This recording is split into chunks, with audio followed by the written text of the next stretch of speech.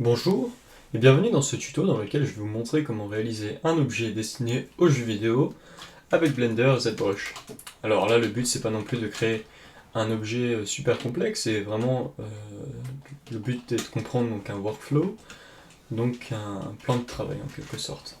Donc on va déjà prendre le cube, le supprimer dans Blender. On fait Shift C pour emmener le curseur au centre, Shift A pour rajouter un cylindre auquel on va affecter 8 vertex de large. Je le monte légèrement, comme ceci. Et ensuite, je vais rajouter une coupe au milieu, extraire avec la touche E en Edit Mode le haut et le bas, comme ceci. Et au centre, je vais placer des edge loops qui vont maintenir le tout, comme ceci. Donc je rajoute plusieurs edge loops. Et celle du centre, je vais la scaler, comme ceci. Voilà, alors je vais prendre la face du haut, en faire une extrusion, puis merger le tout au centre, et je vais faire pareil en dessous. Voilà. Et maintenant, je vais unwrapper mon objet. Donc je vais splitter ma vue ici, passer d'un côté en UV Image Editor, passer en mode Edge dans la vue 3D. Je vais sélectionner ici mes deux cercles que je vais ajouter en Mark Sim avec CTRL E. Je vais sélectionner donc un edge qui descend du cylindre jusqu'en bas. Voilà. Je vais faire CTRL E, Mark Sim, et je vais ensuite sélectionner deux edges, je vais faire un clear sim, ce qui va me permettre de les attacher directement au reste de la géométrie. Maintenant, quand je fais un unwrap, voilà la géométrie que l'on vient de réaliser. Alors si on avait laissé par exemple une sim, enfin les deux sims comme ceci, quand on avait fait un unwrap, vous voyez les deux seraient séparés. Donc je refais mon unwrap, et je vais l'exporter sur le bureau. Je vais appeler ça low poly. Export object. Et maintenant je passe dans ZBrush, je prends ma tablette graphique, mon stylet, et je crée un nouveau document. Voilà, je vais importer mon objet sur le bureau, low poly object. Je le trace. Je vais ensuite aller dans le mode géométrie, décocher smooth et diviser mon objet 3 fois et après rajouter du smooth pour le diviser, comme ceci. Je vais prendre le spotlight, prendre une texture, l'intégrer au spotlight, et ensuite, en appuyant sur Z, alors d'abord je vais prendre le spotlight radius que je vais monter un petit peu, et ensuite il faut bien sûr que je coche RGB et que j'aille dans le menu subtool et que je passe en polypaint, ce qui me permet, vous voyez, d'ajouter de la matière. Donc je vais peut-être pas mettre une intensité trop élevée, on va garder une faible intensité. Donc déjà dans un premier temps je peins les détails, comme vous pouvez le voir. Et là l'intensité du RGB n'est pas très bien passée, c'est pas grave, on va faire ça dans une couche après.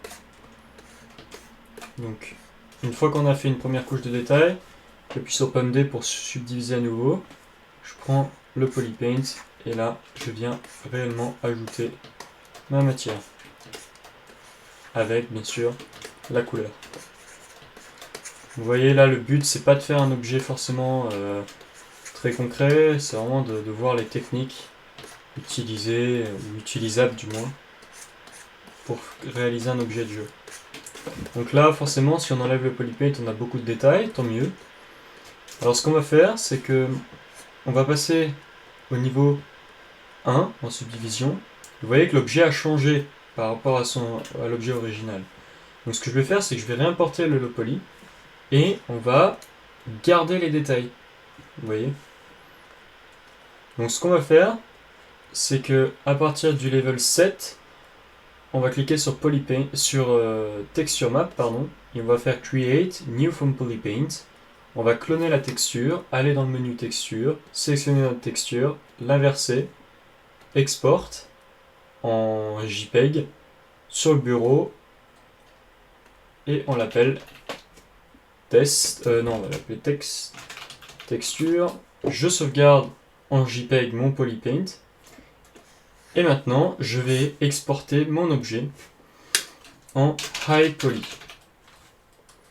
Donc là on se retrouve avec deux objets, le high poly qui est celui qu'on a sculpté, plus la texture. Donc on retourne sur Blender. Donc on a notre objet low poly. On va se mettre sur un autre calque et on va aller importer notre objet high poly. Donc ça va prendre un certain temps sous Blender, donc je me pose la vidéo, je vous évite le chargement. Voilà l'objet qui est apparu sous Blender.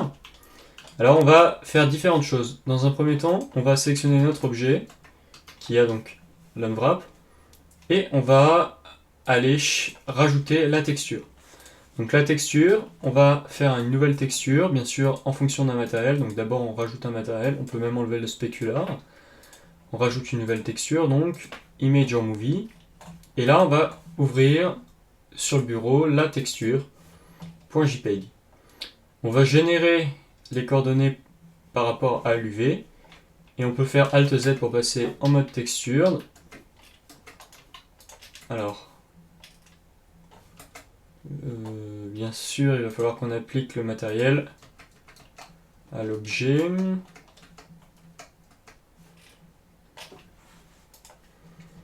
Alors, est-ce qu'on a tout fait correctement?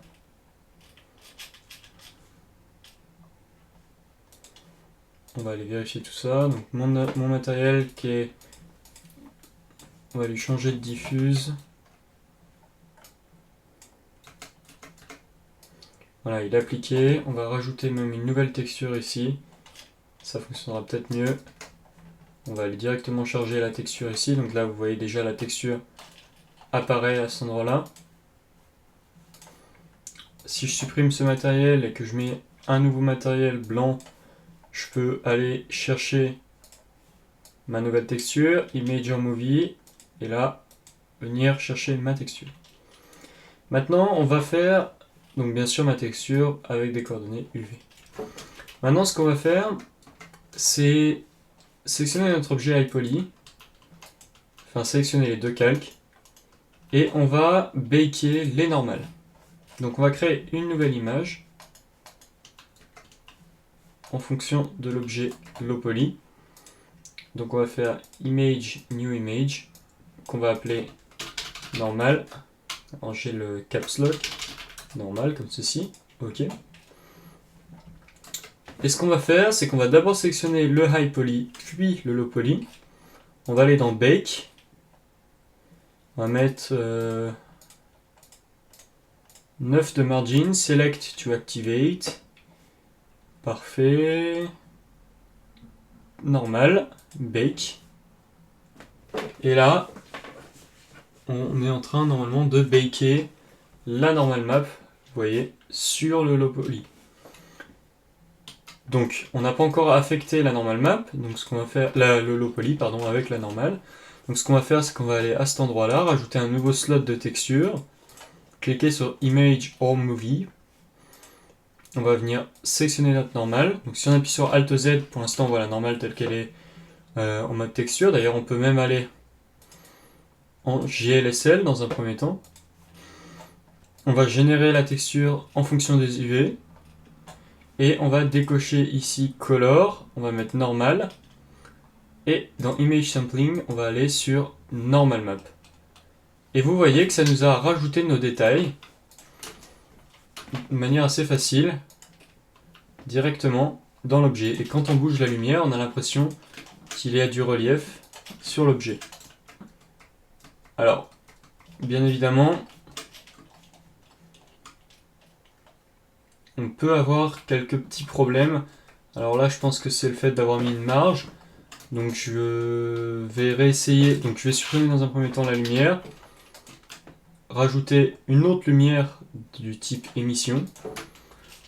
Voilà, comme ceci. Voilà, donc ça devrait... Non, ça devrait être bon en fait, comme ceci. Donc Alt Z. Je vais monter cette lumière. J'appuie sur N, je vais joindre les deux bouts. Je vais diminuer la lumière de cette texture. Je vais la mettre en fond. Je vais dupliquer cette texture, la mettre de type point. Voilà, je vais même peut-être baisser encore cette texture à l'arrière. Je vais passer dans le moteur de jeu de Blender pour faire un test, donc Blender Game. Je vais passer en mode Game Logic. Je vais sélectionner cet objet. Je vais faire Always, ici End, je relie les deux bouts. Et je vais faire une rotation. Donc, Motion, rotation sur X, Y, Z, ici Z. Voilà, plus. Je me mets en vue caméra. Alt Z, j'appuie sur P.